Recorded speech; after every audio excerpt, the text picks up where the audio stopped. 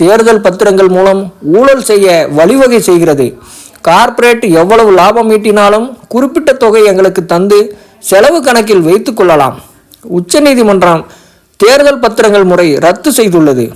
2 நாளில் விடுதலை சிறுத்தைகள் கட்சியின் வேட்பாளர்கள் பட்டியலை அறிவிப்போம் என்று கூறினார். எதற்காக 7 கட்ட தேர்தல், எதற்காக 45 நாள் இடைவெளி, இவையெல்லாம் வலுவான சந்தேகங்களை எழுப்புகிறது. வட இந்திய மாநிலங்களில் ஒரே மாநிலத்தில் 7 கட்ட தேர்தலை நடத்துவது இன்னும் அந்த சந்தேகத்தை வலுப்படுத்துகிறது. ஆகவே இந்திய தேர்தல் ஆணையம் சுதந்திரமாக இயங்கவில்லை.